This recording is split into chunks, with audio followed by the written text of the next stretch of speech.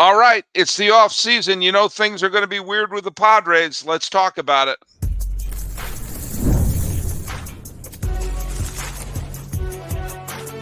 You are Locked On MLB Crossover, part of the Locked On Podcast Network. Your team every day. Hello, baseball fans, and welcome to a Locked On MLB, Locked On Padres crossover, part of the Locked On Podcast Network, where it's your team every day. And we are, say it with me, Javier Reyes, we are the number one sports podcast network in the biz. Network. Dun, dun, dun, dun, dun, dun, dun, dun. Today's episode is brought to you by FanDuel. New customers can bet, what is it, just $5, and if your bet wins, you get $300 in bonus bets to use across the app. Download the app today. Find us at Locked On MLB Pods on Twitter or whatever they call it these days, on Instagram. I'm your pal Sully, Sully Baseball Podcast on Instagram. And if you're going to leave us a note, make sure you use that hashtag EverydaySully. Helps us find the notes there. But as you can tell, if you're watching or if you're listening or if you're just part of the collective unconscious, you know that I'm not flying solo today. Ladies and gentlemen, friend of the show, been on this show for years. Yeah, absolutely. Javier Reyes, man. What's up? What's going on, man? You were my first show on this network, actually. Shout out to Sully. Was one of the first people. I remember when I first joined the group DM, you get the emails when they hire you and all that stuff. And he was like, all right, you little chump. Okay, here's how it works. I'm the boss around here, and you have to come on my show first before you do your own. And then he threatened me, did all these other things off scene. Vig, lots of Vig. You know? And there you go. Here we are, right? And that was back in, that might have actually been 2019, late 2019 when we did that too, which is pretty funny. Yeah, I think that was pre-COVID. Yeah, I think it was. I think it was pre-COVID. Yeah. Might have been 2019 too, but either way, lots has changed.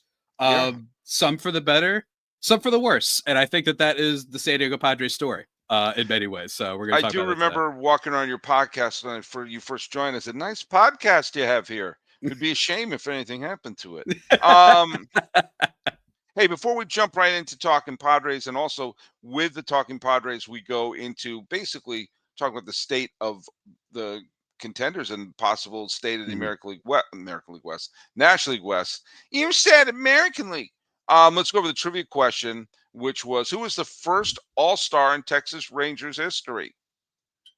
And I got a couple of people who did I forget to put so we had Scott Campbell, aka MIP, said Buddy Bell. Incorrect. Ken Mitchell said let's see, my dad's all-time favorite player, Frank Howard. That is not correct, but I'll tell you who got it correct, who not only got it correct, but also made a correction for me. Where did I put that here? Hold on a second. Let me remove that one here. Argonaut Comedy got Toby Harrah, and he and Mark Fahey both pointed out the same thing, as I forgot to answer the trivia question about Tom Seaver and the 5 Hall of Famers from a couple of days before, which was when Tom Seaver got – the answer is Toby Harrah. Argonaut Comedy got right, and Argonaut Comedy and Mark Fahey both pointed out. I forgot to answer a question from a few days ago, which was when Tom Seaver got his 300th win, who were the 5 Hall of Famers who were on that in that box score that day. They were Seaver, Carlton Fisk, and Harold Baines on the Chicago White Sox, and Dave Winfield and Ricky Henderson on the New York Yankees. That's right. Tom Seaver won his 300th game as a member of the Chicago White Sox. Did I freeze? Am I frozen? You're frozen a little bit on my screen, yeah. All right, cool. Well, I'm going to keep talking. And and by the way, if Phil Niekro had started for the Yankees that day, there would have been 6 Hall of Famers there. All right.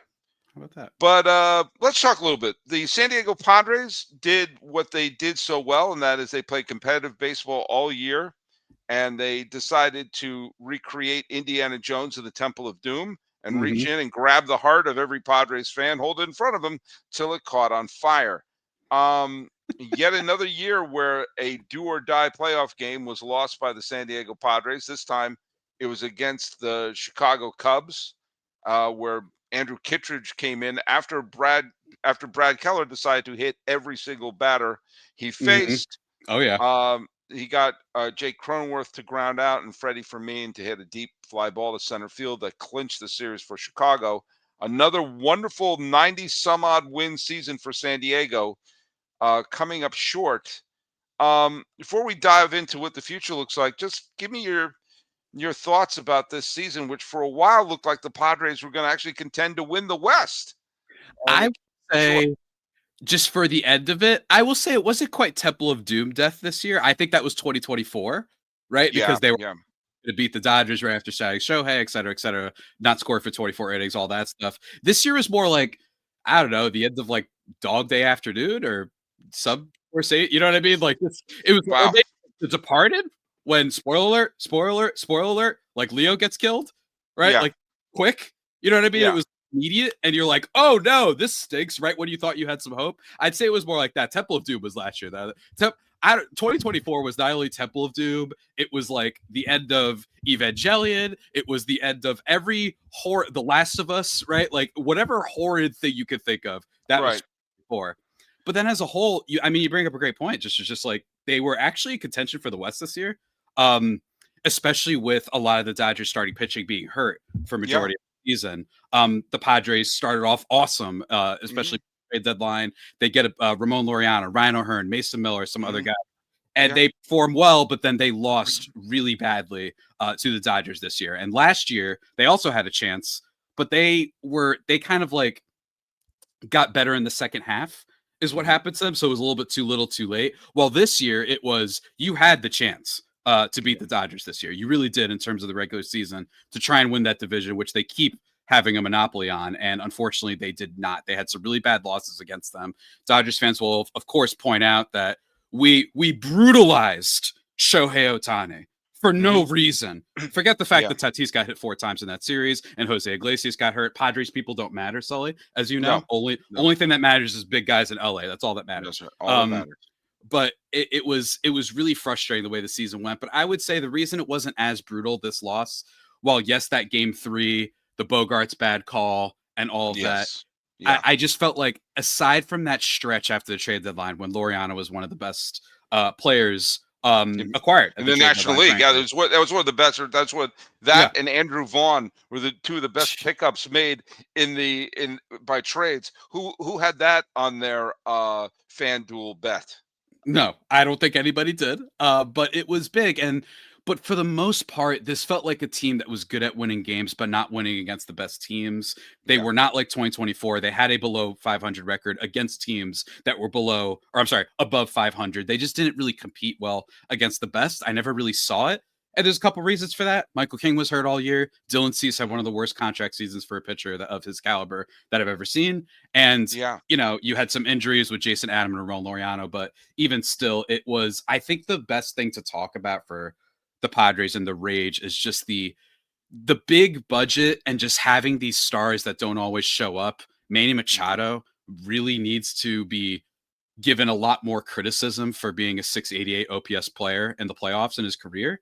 And Fernando Tatis Jr., he gets a little bit of an excuse because he carried them every time they were in the postseason before this year, but he was also quite bad too. Jake Cronenworth didn't even get on base once. It was tough, but the problem with the Padres in total is also just like, this is a team that keeps being set up to win now. It's not a team anymore that's on the rise. It's a team that's kind of there. So now you have to start seeing the results, and unfortunately they haven't delivered yet. Well, when we come back, we're going to talk about what those results could be, because, well, for a team that's a 90 some odd win team virtually every single year, they have a lot of upheaval, and this year is no different.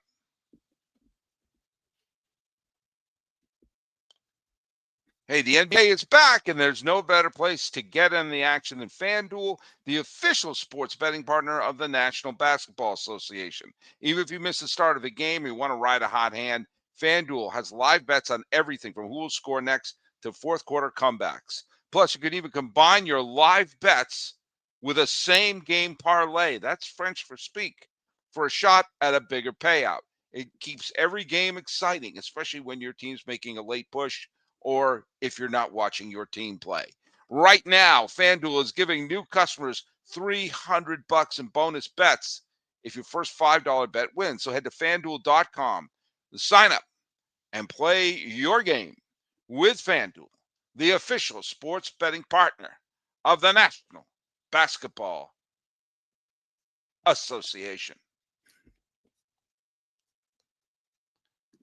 And what a fun time it is to be the official betting partner of the National Basketball Association. There we go. All right, so in the offseason, Mike Shildt, who did a really good job, won Manager of the Year with the Cardinals, led them on a great winning streak to get to the playoffs in 2021. Bye-bye. He comes over to the Padres, gets the Padres up 2-1, facing a bullpen game for the Dodgers, looking like, hey, folks, looks like it's the Padres' year. Now, but they do manage to go to the postseason in consecutive years. Bye-bye. And I guess they brought in, it was either a former reliever or the 14th caller. I don't remember who it was to get the new manager.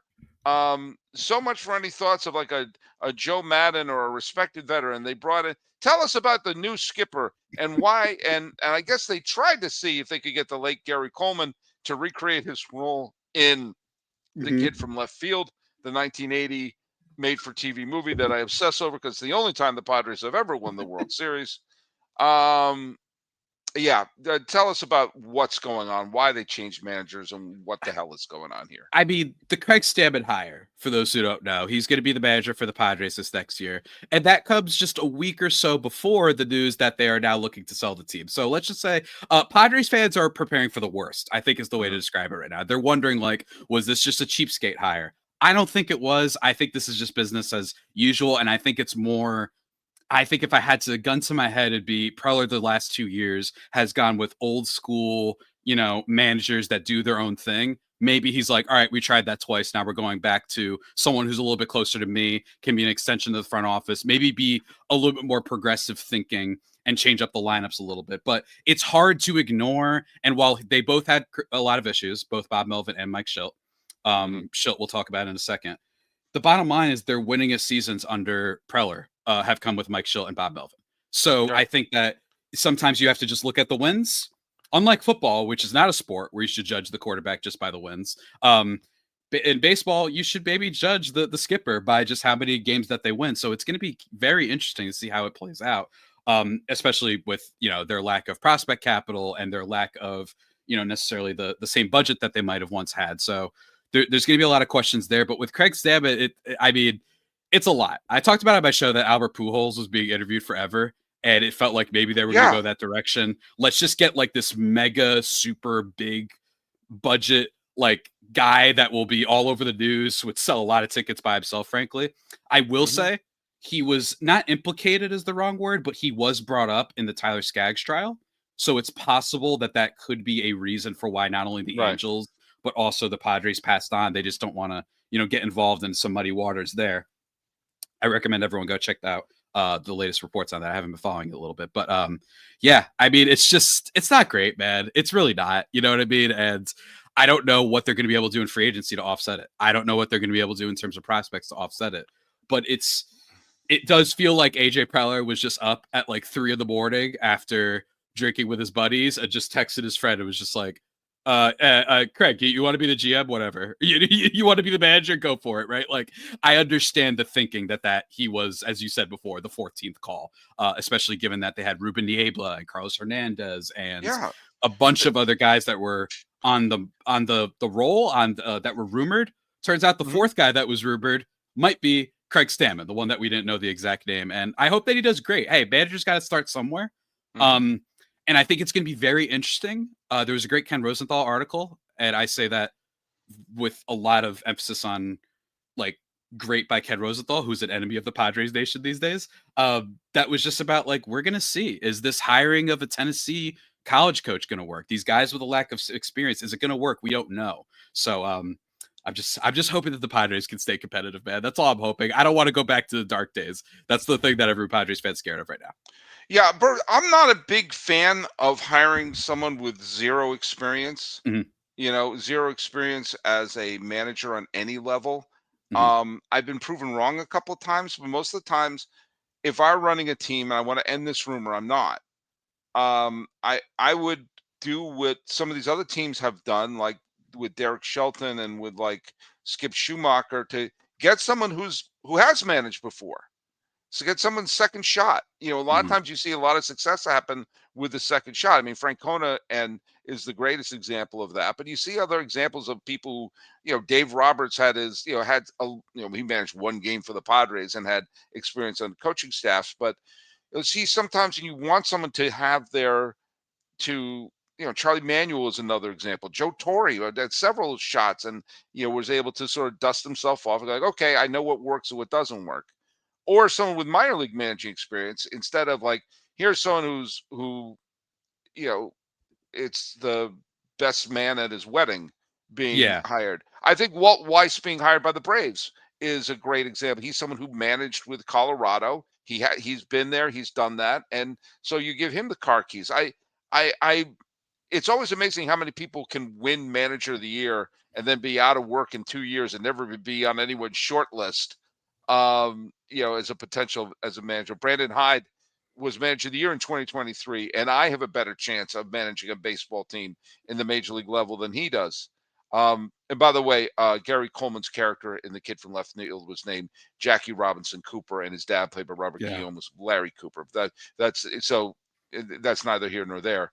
I look at I love the Padres have become a really, really fun franchise to watch. The fans have come out in droves. They are Yeah. they are the blueprint of how to put a successful product on the field in a traditional small market, and that is invest in the team, make sure it's a great ballpark experience, and embrace the fan experience. And the only thing they've lacked is a championship in this. If they won in either the year they went to the NLCS against Philadelphia or last year when they were up 2-1 on Los Angeles, and if they had won games 4 or 5 and faced the Mets, I think they would have punched the Mets in the mouth. Mm. Whether or not they would have done against the Yankees, I don't know, and neither do you. But they certainly were a very good team, and I think a better constructed team. When you have windows of opportunity like this, you look at the Rangers, who they're going to rebuild, but they Yeah. got their title in it. Or Yeah, the they did. Royals, Yeah. when they had their window, they got their title in it. The Nationals, when they had their window, they got their title in it. So therefore, no one looks at. There's no longing of what could have been. This is Yeah. a frustrating time because they did what you wanted to do. They invested in the team. They brought in stars. They kept a core of players together that fans, it's like fans can like it. You know what? I know the Eric Hosmer signing didn't work, but it was a harbinger of like, what if we Yeah. aren't That's fair. doormats? That's fair. And you don't know what influence Hosmer had on some of the other players and whatnot, but it is kind of scary when you see what Arraez and Cease and several other players are free agents this Yeah. year. I mean, that's a lot of whack-a-mole to try to Yeah. fill all those spots. And I think King is a free agent. And Yep. King's a free agent. That's the problem. It's that it feels like 2024, the more that time goes on, was the year. And I will say that is one area that Mike Shildt does get some flack for, is like starting Dylan Cease on very few days rest, for that game 4. And then he gets lit up predictably. I will say I don't blame Shildt as much for that. There are other things that I think Shildt deserves criticism for. Starting Arraez continually second in the lineup when he hadn't been doing anything all year and continually was bringing down the offense just out of veteran respect for some reason. Ryan O'Hearn didn't start as much as he should have. Gavin Sheets should have been starting every day over Luis Arraez. But overall, like, bottom line is the Padres offense didn't show up. Like, that is a big, big thing about this team, that everyone's like, you can't have these big, players that are in your face and really exciting and then not show up, right? And now part of that is, unlike the Royals and the Rangers, the Padres, and I would argue that this gives credence even more to how they are actually, media won't tell you this, they'll tell you that the Dodgers spending a lot is great for baseball, right? But I think the Padres still continuing to try, despite the fact that they're going up against the Avengers in their own division, unlike those other two teams. I still think is really admirable in a lot of ways. But that's also why it's tough, right? You had them last year when they weren't at their best, and they hadn't signed Snell and brought Teoscar back, and Yamamoto didn't pitch as much, right? And Glasnow was hurt. And this year, you could have maybe your team wasn't as good as theirs, but their team wasn't healthy, so you could have at least won the division. You had chances, and now you're like, well, the Dodgers' injury luck might get better. They might go out and sign Murakami this offseason. So there's this. I think they will. I absolutely think they will. I mean, they're already transforming the team into the Japanese WBC club. I mean, exactly. And they have a hole at third base. And I've had people. I said that the other day in my free agent prediction show, and I had more than one person say, "Well, what would they do with Max Muncy?" I said, "What do you mean? What would they do with Max Muncy? Let Max Muncy play somewhere else. That's why you have Max Muncy. The fact you have a player who can play the outfield, first base, second base, third base, that's incredibly valuable. So if you have an everyday third baseman, it makes Muncy even more valuable because you could give some people a day off on the DH, and maybe in a day where you're giving Ohtani a day off. And surprise, surprise, a veteran team. I don't mean, spoiler alert, they will have injuries. Yeah, I'm going to make that. I'm going to go to FanDuel and make that bet. And I guarantee you, I'll get my $300 in bonus bets. And you should sign up there today. Well, look, when we come back, there's one other thing floating in the ether, and that is bigger than the free agents. Another team that could be signed is the team.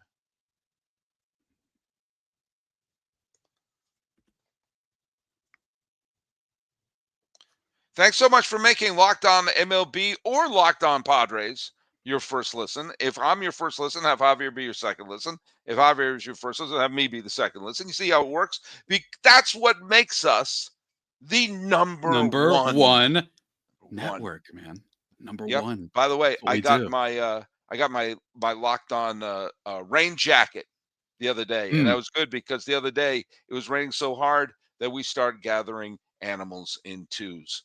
All right, the Padres could be up for sale, and a new ownership could come in, and it's a weird situation because a lot of times they start dumping bodies over the side to make it a more affordable price or something like that. And a new owner may come in and say, "Oh, well, we better start cutting costs here because this Pepperidge Farm remembers we got to cut the costs in this thing here." Or you could come in with something saying, like firing guns like Yosemite Sam, say, "I got the rootinest, tootinest, I'm going to spend more money," like a riverboat gambler. Another Steve Cohen, The one thing that makes San Diego interesting is they have good attendance. They have some stars signed to long-term deals already. And they don't have to worry about a stadium situation because they have arguably the best stadium, or certainly one of the best stadiums in all of baseball. So a new ownership could come in and tear it to the ground, or a new ownership could come in and want to be start dealing the cards there. What are the thoughts of a new ownership coming in, and what are the hopes, wishes, dreams, and fears? I think that it is just as fair as it is to emphasize like how Padres fans are super nervous right now. It's also equally fair to bring up like good things like you just brought up. This is not like the Angels, who remember when Art Moreno did the fake out of selling the team? Every Angels fan was like throwing a party in the streets, and he's like, just kidding, and they got ruined. Well, that team just lost Shohei, right? Mike Trout's at the end of his rope. For the Padres, you're the only pro team. I know they have the waves. I'm talking about like of the major sports. Pro team, hockey, baseball, like football and basketball. You're the only pro team right there. You're top level in attendance, and they have a lot of contracts that are long term. So even if they wanted to break it down, that probably wouldn't be something you do immediately. Now we'll have to see. A lot of people are worried that Tatis's salary goes up soon. If the team is bad and they have new ownership that does want to cut costs, they could say, well, that's our asset. We're going to trade him for a bunch of prospects, yada, yada, yada. Although I'm telling you right now, they would not get nearly as many prospects as people think because he's getting paid a lot. And when that happens, since most teams in baseball don't actually care about winning, they will say, we're not getting that player. He has a big contract, right? Even if he's worth it, which he is right now. So that is a fear. But I do think that there are some things in their favor. They have really high home attendance. But I will, Sully, just because I've been a little bit of a hater on today's show, you know dang well that if the Padres do get an owner that cuts costs, the media that's been talking about how everybody should spend like the Dodgers will suddenly be very quiet about the fact that the Padres are going through it now, right? And because I know it. I saw the broadcast last year. They brought up Manny Machado slinging a ball into the dugout more than our guys getting hit by balls, our owner passing away, and all that stuff. So we're hoping it doesn't go that way, because if I'm an owner, I say, man, at the very bit of AJ Preller ain't boring. You know, maybe you could argue about some of his trades and moves not being great, but boring? That is absolutely not what AJ Preller is. He will trade every top prospect that he has to get a star player. He will do whatever it takes he thinks to win. So there is at least some appealing reason to go for this team, a baseball team, which I know that those aren't as desirable as basketball and football these days, but there is a reason for people to go in. And if that happens, man, what if they're like, screw you, LA, let's go for it. And you're seeing, and again, this is one reason why you notice I was doing a little of this action. Yeah. We're seeing that baseball's popularity is starting to peak. Well, let me make this very clear. I don't really care about television ratings. I really don't. People bring up the ratings of this or the ratings of that. I really don't care. Because it doesn't affect my fandom. You know, I'm not a sales rep for Tide. Okay. I'm not selling ad space for my product. That being said, seeing that this last World Series evidently had ratings that went through the roof, and people's interest in that World Series seemed to be skyrocketing. Now, I live in Los Angeles County, so therefore there was, of course, it's going to be talk of everything where I'm living. But I was getting notes from people living in Boston, people living in Detroit, people living in Atlanta, who were sending me stuff. I'm staying up all night watching these games. I think a lot of people got hooked on this World Series. I think a lot of people got hooked in this playoffs that had a lot of great games, not just in the World Series, the extra inning do or die game between Seattle and Detroit. You saw there were some exciting games between Boston and New York. You saw exciting games that were going on in the series with in between Los Angeles and Philadelphia, and the great Shohei game that I attended, where he, where he, he threw out pitched 6 innings and hit 3 homers. The Brewers lost again? Wow. I know. The Brewers looked terrible once they had to face actual real teams. Wow. Who would have? It's almost like they should spend a little bit. I don't know. I might be crazy though. But I think that you're seeing, if you're investing, you want to invest in a sport that seems to be ticking up. Every once in a while, people regain their interest in baseball. And if you're taking interest in San Diego, as you said, you're the only major game in town. Fans have shown up big time. And they have that kind of fandom, that chip on your shoulder fandom that is really hard to cultivate. I've said for years that San Diego fans are the most underrated, had the most underrated misery of any sports fan base in America. I've called them Buffalo by the Sea because their Chargers lost heartbreaking games. They lost the freaking Chargers to LA. The Clippers, they lost to LA. The Padres have won 1 World Series game in their history, despite having superstars, Hall of Famers on their club. Yeah. And that's sort of the only reason why they're not mentioned in the same breath as like when Cub fans or Red Sox fans or Buffalo Bills fans or Cleveland fans all over is because the weather's nicer. Yeah, you need to have that shoveling a driveway while wondering why John McNamara left Calvin Schiraldi in, or why the Browns couldn't beat John Elway or whatever.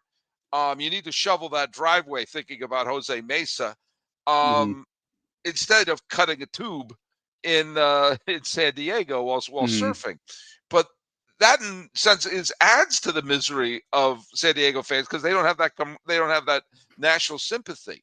I think an owner can come in, think about the bar you have to leap, get us to the World Series. I mean, look, I know obviously Padre fans want to win it all, but even just a pennant at this point. Yeah. But you also have a whole bunch of players, including, I'll bring them up. You brought him up, Manny Machado, who has done everything but show up in the postseason. And he is having a career that when I know Dodger fans, cover your ears. Yeah. But when he's retired, people are going to bring up the Cooperstown argument with him. And he has not had that legacy moment in the postseason, despite getting to the postseason with Baltimore, Los Angeles, and San Diego. That his career OPS in the postseason is 286. His career batting average is 209. Yeah. He is a lousy postseason performer by all metrics. Yeah.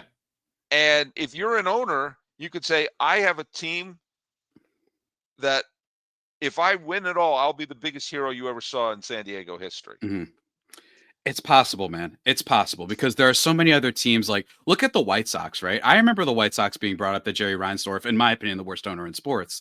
Like, I remember that got brought up. It's not getting a lot of traction. It's like, well, you look at that. It's like they don't have a lot of money spent. They don't have a lot of stars. Their prospects haven't broken through anything like that yet. The A's, they A's are the worst. That's the worst owner in sports. No, I know. It's still him. I know, but my other one is my guy Reinsdorf, just because he's ruined 2 teams. I think he's like it's like Fisher, and then right there is Jerry Reinsdorf. But you look at some of those teams, they didn't have as much fun here, right? Like Tatis by himself.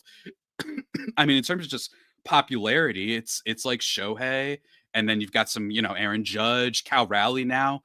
Tatis is still one of the 6 or 7 most popular players in baseball, whether you want to just view the fact that he's fun as heck to watch, whether it be admittedly some crazy stories that he's had over the years with the motorcycle and etc. And also just the fact that he's a really great player and his jersey always sells out. There's a reason why they had that new Era Cap commercial during the postseason. It was featuring him, right? Like he is one of the league's biggest stars. Right. And you have Jackson Merrill, too, who we haven't actually talked about. Right. You have the number 2. You have the sidekick, the Robin, potentially, although some might even argue that he'll be the Batman compared to Tatis. Right. But you have those 2. You've got a guy who's going to be a Hall of Famer. You've got a manager who's a super rock star who's ready to make a move at all times. And while, yes, payroll is a big part of that, there's other teams that have a big payroll or at least have owners willing to spend that their GM just freezes. I'm looking at you, Baltimore. Right. And it used to be Atlanta as well. So I think that there is at least, unlike other teams that are being looked to sold, there is at least some cool things in their favor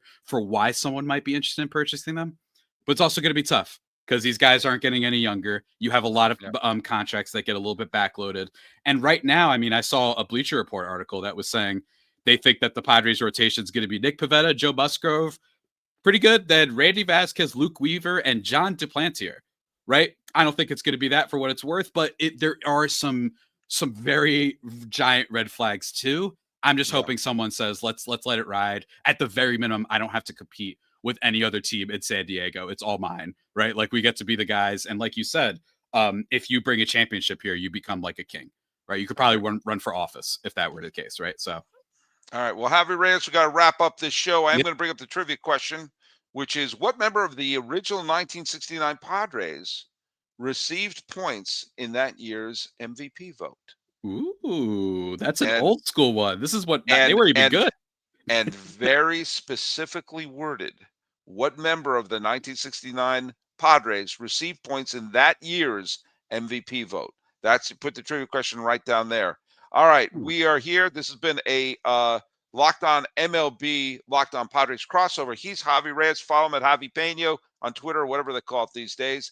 And subscribe to them wherever you listen to your podcasts and on the YouTubes. Same thing with me. I'm at Sully Baseball Podcast on Instagram.